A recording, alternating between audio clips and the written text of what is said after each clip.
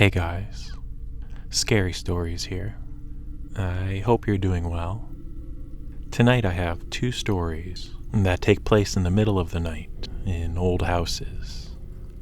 One of my favorite settings for a good creepy nighttime story.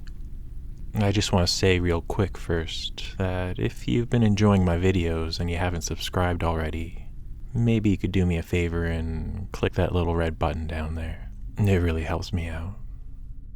Anyways, I hope you enjoy the stories.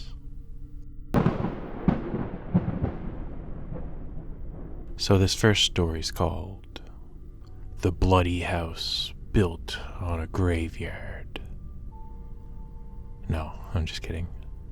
It's just called House Built on a Graveyard. Anyways.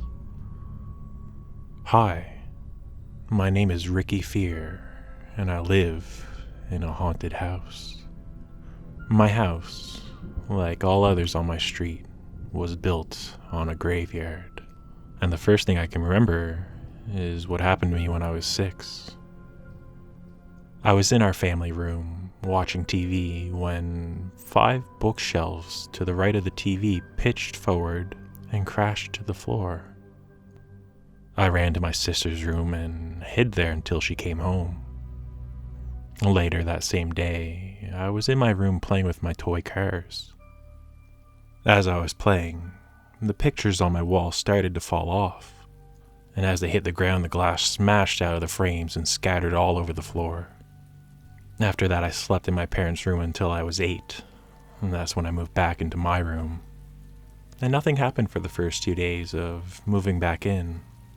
But after I did, the events really picked up pace. I was sitting in my room on the 3rd day when my dresser drawers flew out of the dresser and fell onto the floor. I didn't think much of it, and I just put them back into the dresser. Okay, another aside, you didn't think much of your dresser drawers flying out of the dresser? I'm pretty sure I would have pooped myself back then. Anyways. The next day, I was in the kitchen eating when the plates on the table started to slide off and crash to the floor. After I finished cleaning out the broken plates, the window next to the table opened up all on its own. I closed the window and sat back down in the living room. As I sat down, I looked up at the wall and I saw a dark shadow crawling across it. It had red eyes and it was about 6 feet tall. I ran down the stairs to the family room and hid in the closet. As I shut the door, I heard it coming down the stairs and making loud, roaring noises. I'm not ashamed to admit I started to cry. The roaring stopped in the family room, and I suddenly had an urge to come out and just see what was going on, like something was controlling me. I opened the door and stepped out of the closet, almost against my will, and I walked up to the shadow. It grabbed my arm, and it felt like it was on fire. That must have been when I blacked out, because I woke up on the floor with a huge welt on my arm.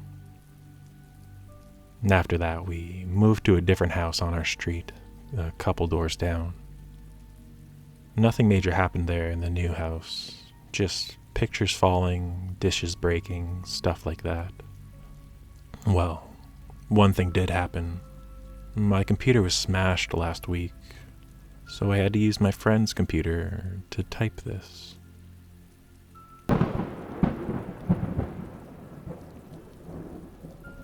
This is a story my grandparents told me. I thought it was creepy. My family and I live on a farm in Pennsylvania. We have horses and cows and all those other good farm animals.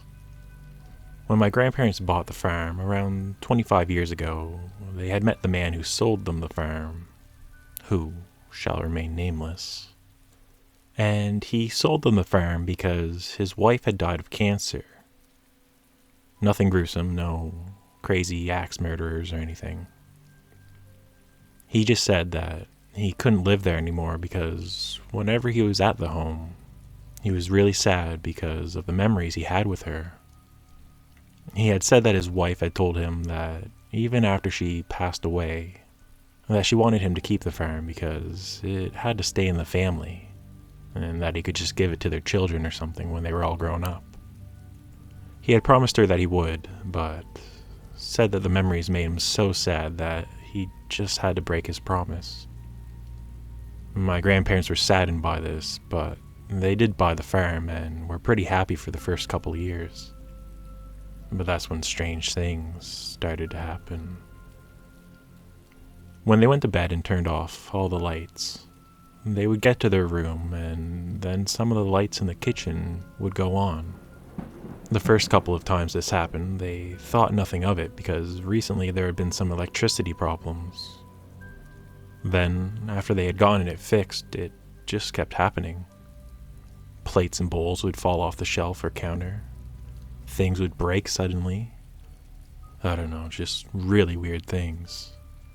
This creeped them out, but they loved the farm so much that they decided to stay. But the worst hadn't happened yet. One night, in the middle of December, it was snowing. It was a beautiful night.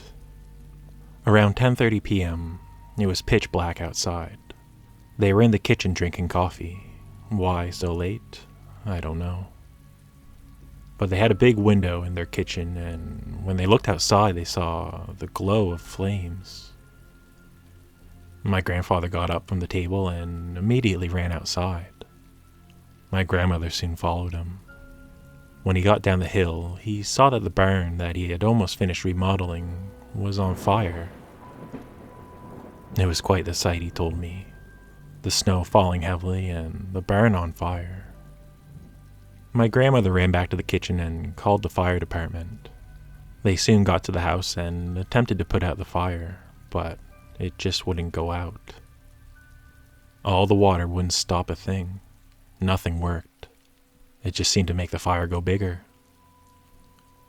About 3 hours later, the flames died down, but the barn was beyond repair. The firefighters went into the barn to look for the source of the fire, but they didn't find anything. All they got out of it was a picture frame. They brought it to my grandparents to see if they recognized who was in the picture, and my grandfather said that he recognized the man in the picture as the man that sold them the house. He told the fireman and my grandmother. The woman in the picture, they just assumed was his wife who had passed away.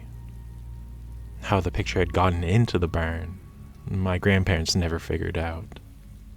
They had taken the picture down when they moved in and mailed it to the old man. That was the only thing left in the barn.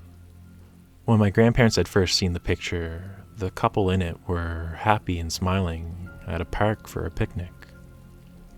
Now, the picture was still intact, but the man was sad and the wife looked angry. I have no idea if or why it changed. My grandparents called the man who owned the house before them the next morning, but his son answered the phone. He informed them that the old man had passed away the night before. Well, they went back to the picture to put it in an envelope for the son. And when they looked at the picture, both people in it seemed happy again.